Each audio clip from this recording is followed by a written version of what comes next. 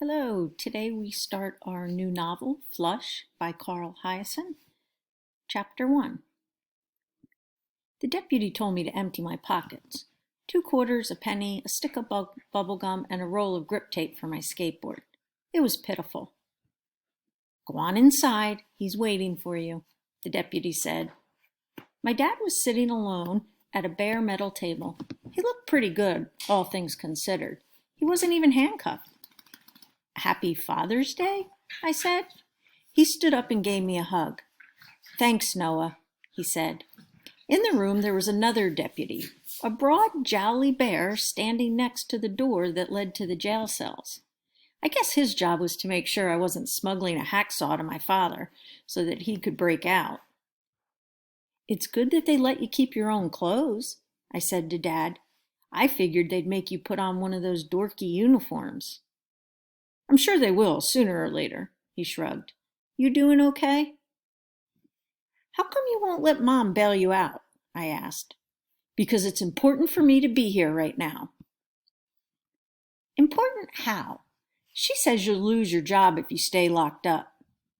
She's probably right, my dad admitted. He'd been driving a taxi for the past year and a half. Before that, he was a fishing guide, a good one too, until the Coast Guard took away his captain's license. He said, Noah, it's not like I robbed a bank or something. I know, Dad. Did you see what I did? Not yet, I said. He gave me a wink. It's impressive. Yeah, I bet. He was in a surprisingly good mood. I'd never been to a jail before, though honestly it wasn't much of a jail. 2 holding cells, my dad told me. The main county lockup was miles away in Key West. Mom wants to know if she should call the lawyer, I said.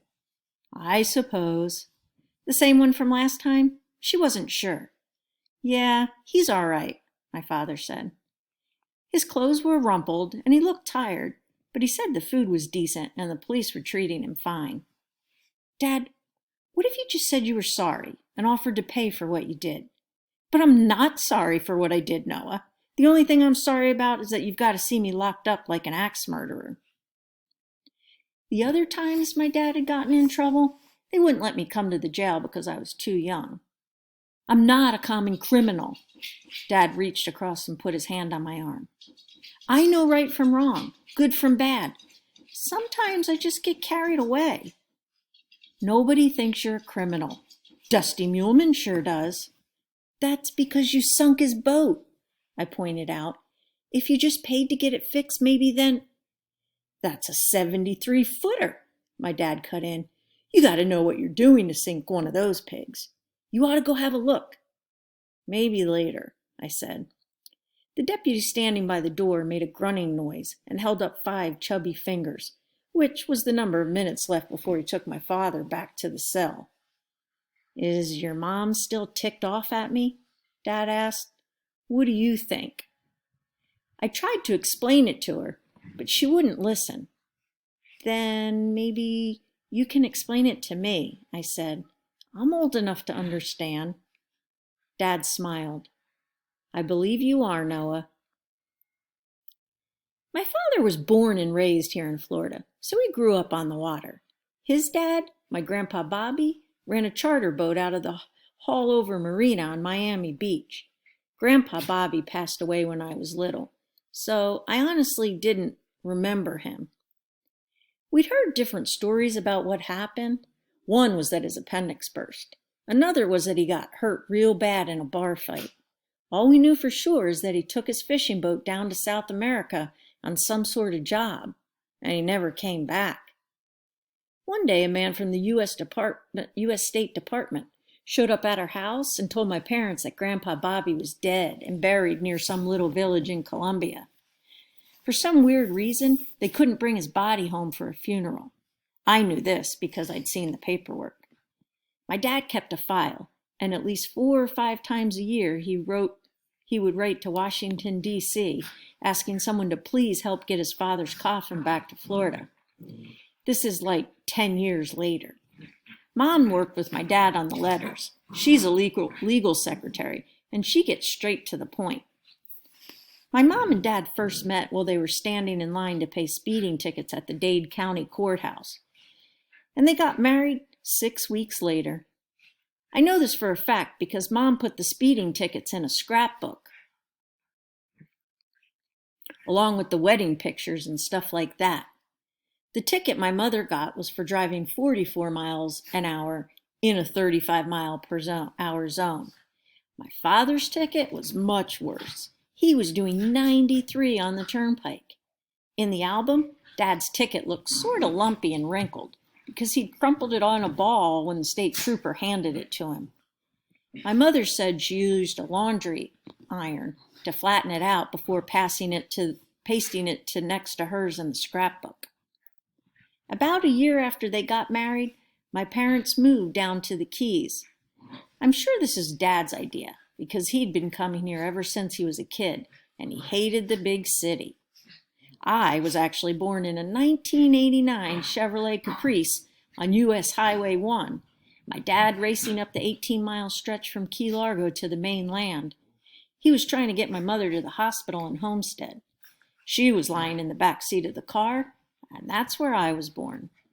Mom did it all by herself. She didn't tell my dad to pull over and stop because she didn't want him interfering.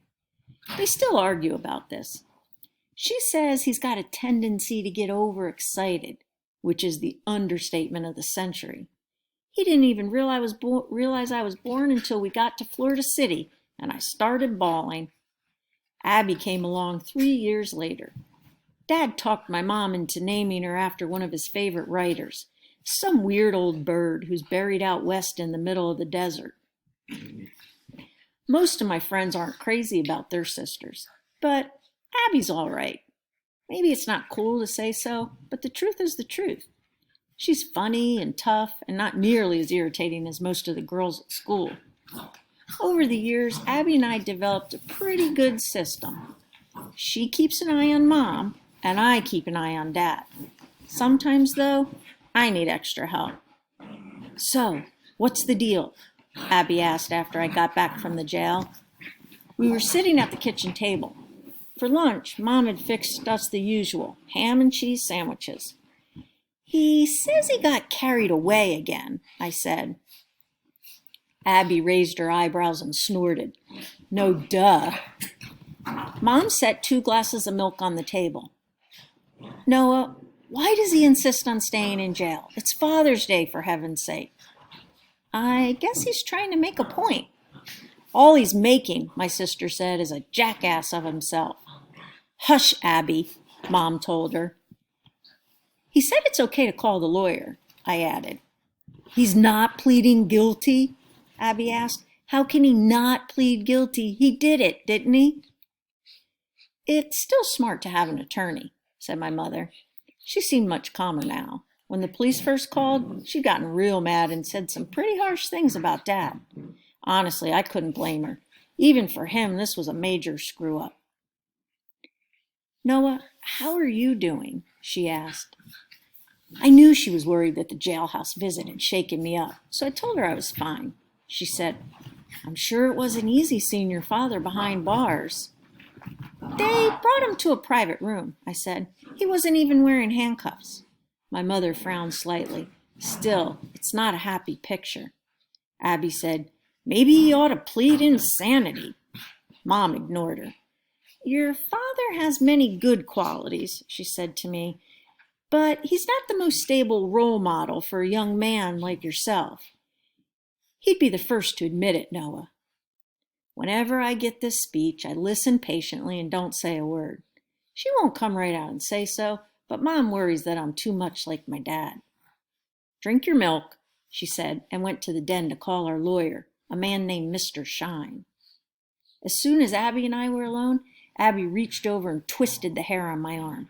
Tell me everything, she said. Not now. I jerked my head toward the doorway. Not with Mom around. Abby said, It's all right. She's on the phone. I took my head firmly and I shook my head firmly and took a bite of my sandwich. Noah, are you holding out on me? My sister asked. Finish your lunch, I said. Then we'll go for a ride. The Coral Queen had gone down stern first in 12 feet of water. Her hull had settled on the marly bottom at a slight angle, with the bow aiming upward. She was a big one, too. Even at high tide, the top 2 decks were above the waterline. It was like an ugly apartment building had fallen out of the sky and landed in the basin. Abby hopped off my handlebars and walked to the water's edge. She planted her hands on her hips and stared at the crime scene. "Whoa," she said. "He really did it this time." "It's bad," I agreed. The Coral Queen was one of those gambling boats where passengers line up to play blackjack and electronic poker and to stuff their faces at the all-you-can-eat buffet. It didn't sound like a ton of fun to me, but the Coral Queen was packed to the rafters every night.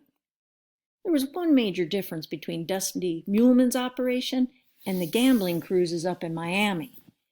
The Coral Queen didn't actually go anywhere. That's one reason it was so popular. By Florida law, gambling boats are supposed to travel at least 3 miles offshore, beyond the state boundaries, before anyone's allowed to start betting. Rough weather is real bad for business because lots of customers get seasick. As soon as they start throwing up, they quit spending money. According to my father, Dusty Muleman's dream was to open a gambling boat that never left the calm and safety of its harbor. That way the passengers would never get too queasy to party.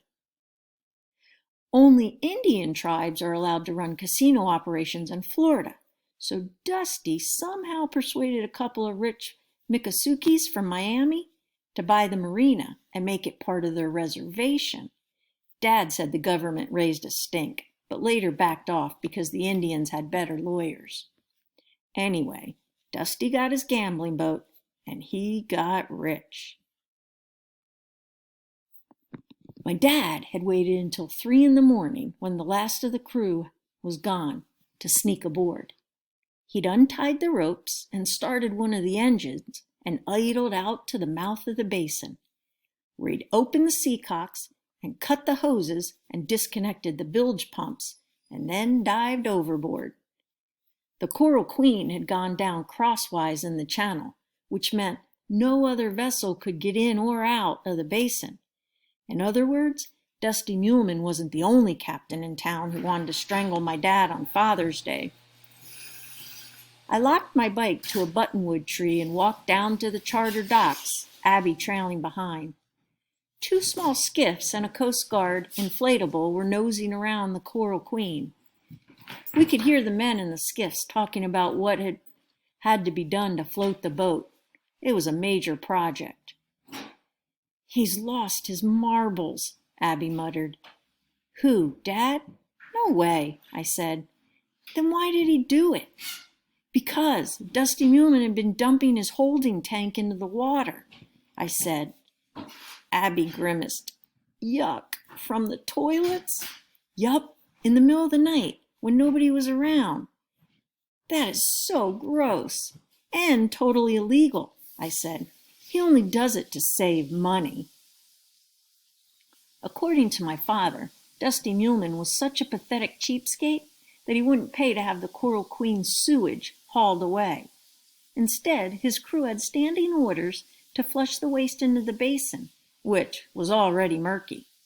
The tide later carried most of the filth out to open water. "But why didn't Dad just call the Coast Guard?" my sister asked. "Wouldn't that have been the grown-up thing to do?" "He told me he tried. He said he called everybody he could think of, but they could never catch Dusty in the act." I said, "Dad thinks somebody's tipping them off." "Oh, please," Abby groaned. Now she was starting to annoy me.